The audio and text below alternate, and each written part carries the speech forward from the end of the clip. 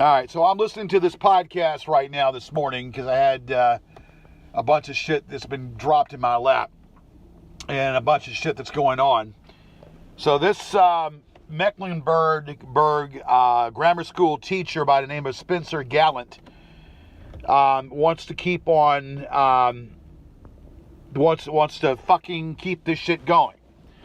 So let me let you know something there, Miss Spencer Gallant. I could come after you just as well. The only difference is I am looking to get Angela's address, and I will get Angela's address. But that being said, I already have your address there, Viach.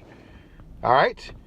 Or at least a house which you said that your parents bought you. And you did send me something in the mail. Okay, so I do have your address.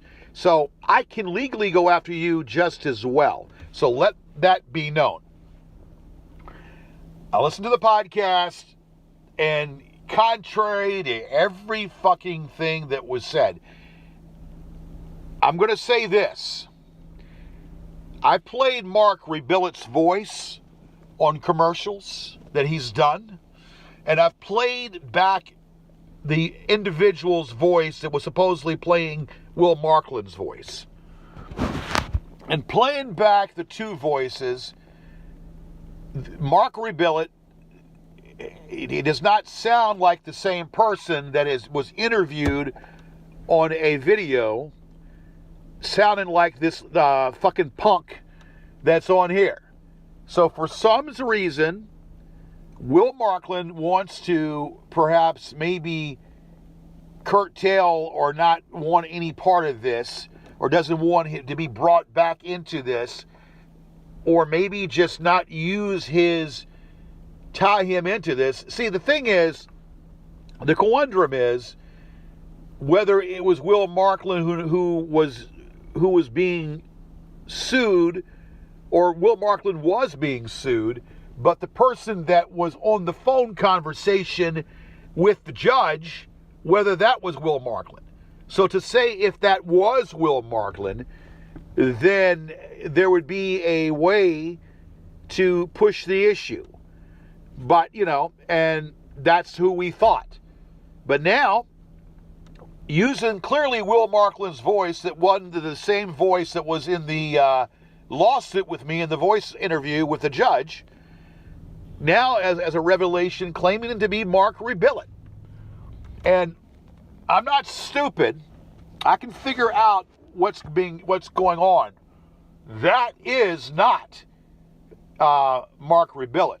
Now, Mark Rebillet, I do believe, is involved in this, or is made aware of what's going on, or is a part of it from but I don't believe that person that's doing the podcast is Mark Rebillet. And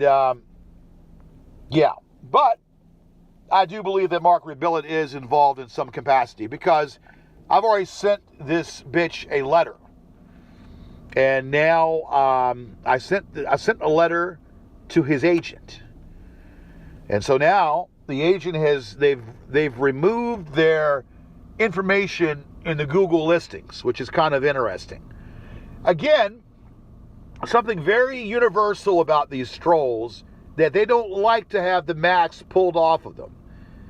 And this Spencer character was a plant that was planted by the mongoose Mitchell.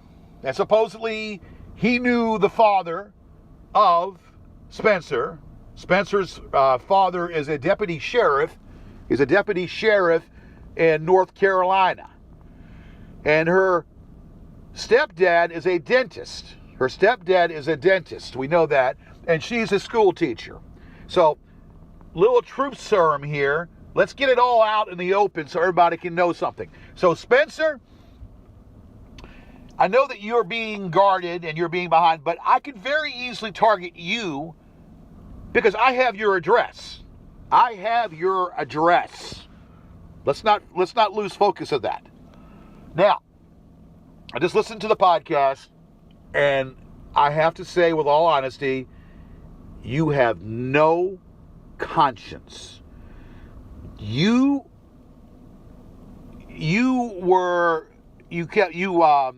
laugh hysterically upon everything that I said, every tongue-in-cheek joke that I did, every joke tongue-in-cheek. When I talked about my penis, it was anybody that knows me as a person that does twisted humor. Anybody that knows me knows that I'm a person that likes twisted humor. And I respected you all along. But you and your brother, Doug, seem to be interested in me. You and your brother, Doug, seem to be alleged lurkers that have been listening to me ever since way back when. And I just find it amazing that now the revelation is that either Markland or Rebuild It came out, or should I say, a person that's pretending to be Markland and Rebuild It. See? That's coming out with that voice. So to say that this is not Will Markland, well, buddy, you perjured yourself. Now, it's a case that's done in over 3 years ago, but you perjured yourself to a federal judge. So I wonder how they would feel about that if they knew that that's what you did. Because if you weren't Will Markland, who the fuck are you? You're not Rebuild It, because Rebuild It, the voice does not coincide with the same person. But one thing that Markland and Rebuild It have in common, that they're social Hollywood butterflies. So maybe if that's why you want to protect your identity, because you don't want the Hollywood community to know that you're in your spare time that you're trolling and harassing somebody. But maybe we can push that issue a little stronger and get them to understand what's really going on. Let's go back to Spencer for a second. So Spencer is on this podcast, and she's saying shit like I'm repulsive of how I look, and about my... I told a story to you. It was an isolated incident that happened where I got sick off of food. I was taking some pills, taking some some pills for my arthritis, and for the water pills to lose the pain on my legs. And I was taking these pills. I don't know if those pills necessarily had anything to do with it, but the fact that I believe at the time that I probably had food poisoning as well. So I got sick, and everybody every now and then in their life has had some kind of sickness or got sick, or maybe it might have, dare I say, has had diarrhea. So if I temporarily at the time had diarrhea, okay? So I felt comfortable enough to say this without even knowing that I was being recorded. And then, so what these trolls do, they take something, and they take an isolated incident, and they make it to be more than what it is. They make it to be more than what it is to say, oh, he crapped on the seats, and he crapped everywhere, and he has a health violation. No. You are stupid. And that's all you got. You got that, and allegedly using the N-word. I don't give a damn what you all try to do. If you all go on a campaign kick to call me a racist and say that I use the N-word, you're going to fail miserably. You're going to fail miserably. And the reason why you are, because there are people that know me that know that I'm not that. I've already talked to Kevin, and I've already talked to Vince. Okay? So good luck with that. Good luck when trying to create separation from my contacts. See, this is what you all do. You hide yourself and you hide your identity, and once the identity is pulled, you don't like that. And you'll deny it and deny it and deny it. And now, finally, Phyllis, a.k.a. Spencer, is just saying the same thing, that she wasn't who she claimed to be. Well, we knew that there, bitch. You fucking cunt. And now, they want to paint me as a loon, as a crazy person to the police, make me picture me as a crazy person to the police, saying that I said this and I said that. I said things in a private phone conversation. Private phone conversation, that's exactly what it was. So to depict and decipher me using the N-word, you're going to fail miserably. Saying that I used the N-word, it was out of anger, and it was purely out of anger. I am not a racist. I have a lot, and I don't need to go down this rabbit hole. Your depiction of me, a depiction of my character, fails miserably. And foremost, saying that I've said this and I've said that, Spencer, I wish there's one thing that I would have done was recorded you. Because if anybody's a racist, oh my fucking God, Spencer, you are a closet racist. I wish I recorded the conversations that you and I had, because I would have, and I wonder if that conversation was recorded. Probably not recorded, because you obviously wouldn't want to depict that or didn't want to say that. But let me remember this correctly. Oh, every time I drive down in Charlotte, all these homeless people, all these black homeless people are out and about, and, they have nothing else better to do with their time, and they ask me for money and come in and depict me for money. I just have to drive off and say, leave me alone. Okay?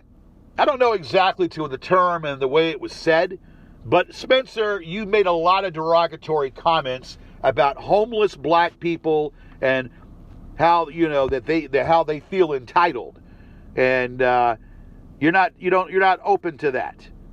So don't come calling me a racist.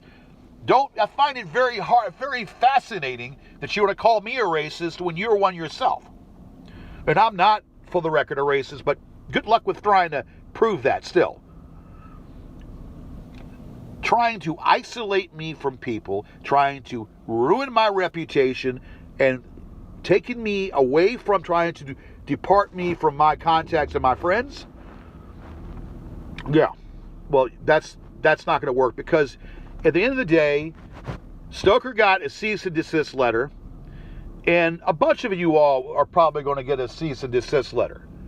And there's one that's going to be coming in the mail to Rebillet, even though I don't believe that is Rebillet. But Rebillet is going to get one whether he wants one or not, because obviously he's letting this person use his identity to pretend it's him. But whether it's not him or not him, you're going to get a cease and desist letter. And Markland, you're going to get a cease and desist letter. Now you're going to sit there and laugh, oh, ha, ha, ha. We're going to go ahead and do this, and we're going to frame it, and we're going to do that. Well, you can do whatever you want with it. And Stoker, you can frame it and do whatever you want with it, because that within itself is confirmation that you have been told to cease any more libelous or defamation things about me, to cease any more conversation about me. So that's where we're at with this right now, and that's how we're playing that out. So you others are going to be getting it as well. And I just find it fascinating how this woman can sit here with a bold face and contradict everything she said. Well, maybe it's an act. Well, it was an act. But seriously, if she was being recorded, and if her comments were being put in the limelight and being recorded, how she would feel about her privacy being invaded. And that's why the bang that she the drum that she banged, saying that she didn't want, that she has a high prestigious job and she was going to get fired if it got leaked out. Well, obviously you proved that to be a lie by bringing your voice on a podcast.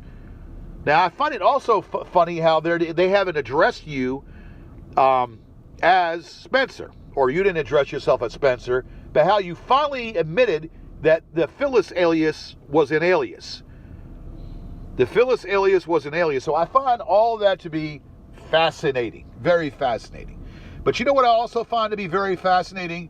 How you can sit there and lie and twist things up, saying that this, and this, and this, when at the end of the day, you were the one that contradicted everything you're saying and projecting this this image of you being a troll.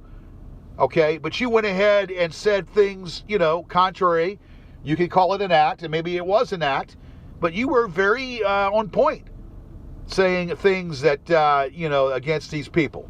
And you were very on point in, discussing about your disposition, about what you felt about these people, and who you were, and who, and maybe that was an act, which it was an act, but even if it is an act, and well, it is an act, but I find it just very pathetic how someone would spend every fucking day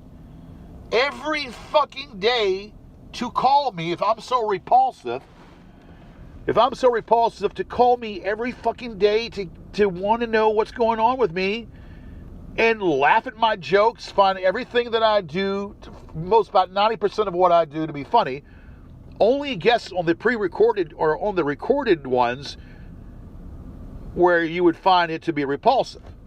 There are a few times you thought that some of what I was doing, or a few of the recordings you thought weren't funny. I guess they were the recorded ones that to fit the narrative of what the bang they're drumming, or the drum that they're banging. So it just amazes me about that. And when I called you a prude, and then, do the imitation of Elvis. Do the imitation about the grandma on your toenails. The grandma on your toenails. You found that to be hilarious. You found my voice impressions to be hilarious. But you pick and choose. I find all of that very, very fascinating. Very, very fascinating on how that all got depicted. But anyway, yeah. So, coming up to their narrative, agreeing to the narrative that's being spewed. Michael Saunders and Angela Sanders 2.0, there you are. And I'm sure you and Angela now have compared recipes. Look, at the end of the day, it's not going to stop. Okay, I mean, granted, my reputation has been slandered, and there will be repercussions for that. Don't just think that I'm sending out love letters. There's going to be repercussions and consequences, because there will be a lawsuit. There will be a lawsuit. And Spencer, you've just put yourself in mention of one. You just put your name in the hat to be drawn for one, and perhaps a main target now of being sued for what you did. All right? And just know that the more you do, the more you're going to be, the more it's going to come right back at you. Remember, again, I have your address. With Angela, I'm still looking for her address, and I'll get Angela's address. But I have your address. And as far as this nimwit, you said that you told the Xanax boy that I'm fearful of him. Look, I don't give a damn if you're King Kong or Godzilla, okay?